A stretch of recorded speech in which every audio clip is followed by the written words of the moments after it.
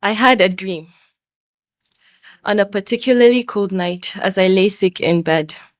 My body was weak and some ringing filled my head. My breath was somewhere between shaking and gone. I went to sleep praying that I could catch dawn, and I had a dream. In the dream, I saw people, rooted and kind, steady in the body and unburdened in the mind. Their laughter was loud and their steps did not stray, like trees that had never been carried away. I stared at them in awe like I'd seen something true, until a woman turned slowly and somehow she knew. She was old, silver haired, but her back did not bend. She looked like a beginning disguised as an end, so I asked what she did. What made her so steady? What made her so fine? What secret could live in a body like mine? So she took me by the hand and led me to a tree where the air smelled like rain and somehow remembered me. Farmers passed in the distance, hands deep in the earth, carrying the seasons and carrying the birth. But she sat me down gently, then said with a smile, "The secret I'll share will take you a while. Sow great seeds, for from now onwards you shall reap what you sow, not just in the soil, but in all that you know.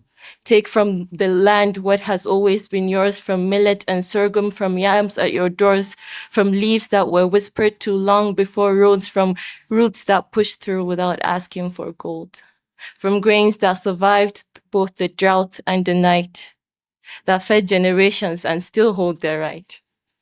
Take the space your land gives and make it a safe home, not borrowed, not broken, not claimed by a throne. Sow great seeds, then lessen what you don't know. For if it's not of the ground, then there's no love in how it grows. And it came from afar, but it's yours in a jar. Ask what was traded. Who paid for this car?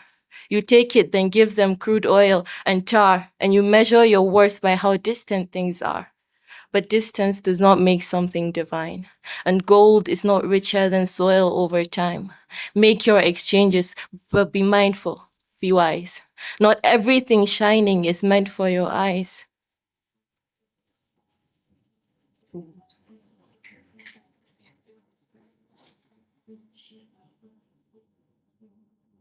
And you can only fill another's cup when it remains true that what you are pouring was first poured in you. Sow great seeds in your mind and your body, in the way that you see, in the stories you carry of who you might be. Like the first drop of rain understands every seed, learn again what it means to have only what you need. Pick up your pride, but let it be clean, not loud with forgetting, but rooted and seen.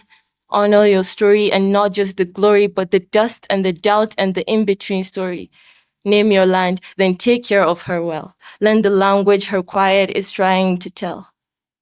Do not shrink from her. Do not trade her for more. She has been waiting long before you were born. And I asked, what happens if we forget? She sighed like the wind that still carries regret.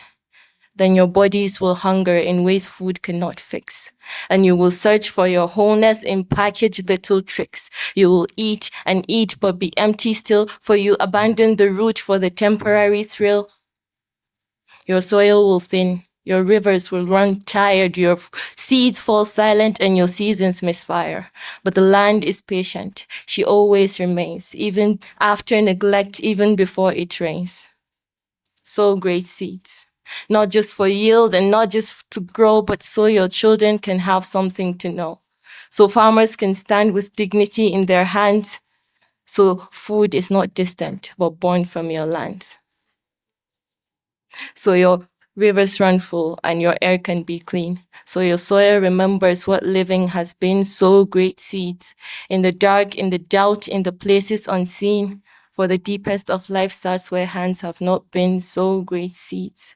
So when tomorrow asks what you chose to keep, take these secrets and wake everyone up from sleep.